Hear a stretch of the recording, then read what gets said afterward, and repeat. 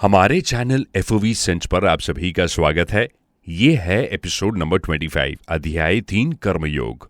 दोस्तों, शरीर, इंद्रियां, मन, बुद्धि, कर्म आदि कुछ भी तो अपना नहीं है। इस वास्तविकता को जान लेने वाले सभी मनुष्य कर्म बंधन से छूट जाते हैं। वास्तव में सब कुछ ईश्वर का ही है, परंतु मनुष्य भूल से भगवान की वस्तुओं को अपना मानकर ना बंध जाता है और ममता कामना के वश में होकर अक्सर दुख पाता रहता है। जो वस्तु अपनी है ही नहीं, उसे अपने मानने में और उसकी प्राप्ति के लिए कर्म करने से ही बंधन होता है। शरीर या इससे संबंधित वस्तुएं अपनी तो है ही नहीं, अपने लिए भी नहीं है। यदि ये अपने लिए होती तो इनकी प्राप्ति से हम पूर्ण तृप्ति या संतोष हो जाता, पूर्णता का एक अनुभव हो जाता। परंतु सांसारिक वस्तुएं कितनी ही क्यों न मिल जाए, कभी भी तृप्ति नहीं होती। तृप्ति का अनुभव उस वस्तु के मिलने पर होता है जो वास्तव में अपनी है। अपनी वास्तविक वस्तु के मिलने पर फिर सपने में भी कुछ पाने की इच्छा नहीं रहती। जैसे इस संसार में हर स्त्री मां भी है, पर एक बच्चे को उन सब से मिलने से इतना संतोष नहीं होता। उसे केवल अपनी मां से मिलने में जो संतोष आता है, जो आनंद आता है, किसी और से मिलने पर वो नहीं आता। जब तक हमारे मन में पाने की इच्छा रहती है, तब तक यही समझना चाहिए कि अपनी वस्तु मिली ही नहीं, और जो मिली है वो अपनी नहीं है, क्योंकि उनसे तृप्ति नहीं हुई, अतः वह अपनी और अपने लिए नहीं है। शरीर आदि प्राप्त वस्तुओं को ना तो हम अपने साथ लाए थे, ना अपने साथ लेकर जाएंगे। शरीर, पद, अधिकार, शिक्षा, योग्यता, धन, संपत्ति, जमीन आदि जो कुछ मिला है संसार से मिला है और संसार के लिए ही है। अब इन मिली हुई वस्तुओं को आप संसार की माने, चाहे प्रकृति की या भगवान की माने, पर सार तो यही है कि वो अपनी नहीं है। इसीलिए हमें ना तो कोई वस्तु अपनी माननी चाहिए और ना ही कोई कर्म अपने लिए करना चाहिए। अपने लिए किए गए कर्म ना हमें बांधते हैं। निष्काम भाव से दूसरों के लिए जब हम कर्म करते हैं, वो हमें एक आजादी का अनुभव देते हैं। भगवान श्री कृष्ण यही बात अर्जुन से कहते हैं कि मेरी इस बात को अपनाकर जो लोग चलेंगे वो कर्मों के बंधन से मुक्त हो जाएंगे।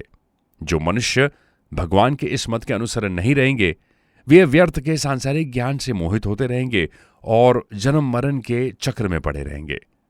ऐसे मनुष्यों को नष्ट हुआ ही समझना चाहिए। जितने भी कर्म किए जाते हैं वे स्वभाव या सिद्धांत को सामने रख कर किए जाते हैं। अब ये जो स्वभाव है वो दो प्रकार के होते हैं, राग दोष रहित और राग द्वेष युक्त। राग द्वेष पूर्वक होने वाली क्रियाएं मनुष्य को बांधती है, क्योंकि इनसे स्वभाव अशुद्ध होता है। राग द्वेष रहित होने से ज्ञानी महापुरुष की प्रकृति निर्दोष होती है और प्रकृति के वश में नहीं होता, और उसका स्वभाव जो है वो इतना शुद्ध होता है कि उसके द्वारा किए गए कार्य शुद्ध और लोगों के लिए आदर्श वाले होते हैं। एक उदाहरण द्वारा इस बात को मैं आसानी से समझा सकता हूं। जैसे 100 मील प्रति घंटे की रफ्तार से चलने वाली गाड़ी अपनी क्षमता से अधिक नहीं चलेगी, वैसे ही ज्ञानी व्यक्ति भी अपने शुद्ध प्रकृति के विपरीत कार्य नहीं करेगा। अशुद्ध प्रकृति के लोग बिगड़ी हुई उस गाड़ी के समान होते हैं जिनकी गति अक्सर उनके बस में नहीं होती। अदृश्यं चेष्ट्यते स्वस्याः प्रकृतेन ज्ञानमानपि प्रकृतं यानति भूतानि निग्रह किम करिष्यति। हर इंसान अपनी प्रकृति को लेकर ही जन्म लेता है और प्रकृति के अनुसार ही कर्म करता है। प्रकृति के वश में ना होने के लिए व्यक्ति को चाहिए कि वो किसी आदर्श, जैसे कोई ईश्वर या किसी महापुरुष को सामने रखकर अपने कर्तव्य कर्म करे। आदर्श को सामने रखकर कर्म करने वाले मनुष्य की प्रकृति शुद्ध हो जाती है। हम नदी के प्रवाह को तो नहीं रोक सकते, परंतु नहर बनकर उसे मोड़ जरूर सकते हैं। ठीक ऐसे ही कर्मों के प्रवाह को व्यक्ति रोक नहीं सकता, लेकिन उस प्रवाह को मोड़ जरूर सकता है।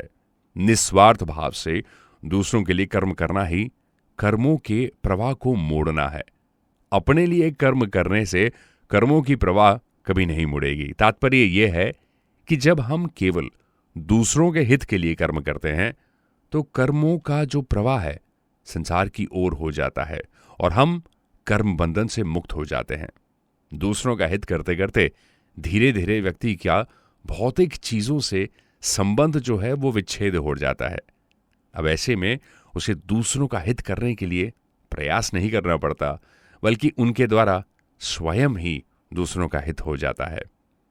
मनुष्य को केवल आध्यात्मिक उन्नति के लिए कर्म करना चाहिए। स्वभाव को बदला नहीं जा सकता, परंतु उसे राग द्वेष रहित बनाना अवश्य जा सकता है। जैसे गंगा गंगोत्री से निकलती है, गंगोत्री जितनी ऊंचाई पर है वहां गंगा के प्रवाह को रोकने के लिए बांध रखना बहुत कठिन है, परंतु गंगा से नहरें निकलकर उसके प्रवाह को बदला जा सकता है। उसी प्रकार स्वाभाविक कर्मों के प्रवाह को मिटा तो नहीं सकते, परंतु उनको बदला जरूर जा सकता है। निष्काम भावपूर्वक संसार की सेवा करना राग द्वेष को मिटाने का एक अचूक उपाय है। आज का ये एपिसोड आपको कैसा लगा हमें कमेंट करके जरूर बताएं। और हां, इन एपिसोड्स को सिर्फ सुनने की कोशिश मत कीजिएगा, समझने की और अपनी जिंदगी में इन चीजों को एग्जीक्यूट करने की भी कोशिश करें। ऊपर वाला आप सबकी रक्षा करे। हमारे चैनल को लाइक, कमेंट और सब्सक्राइब करना ना भूलें।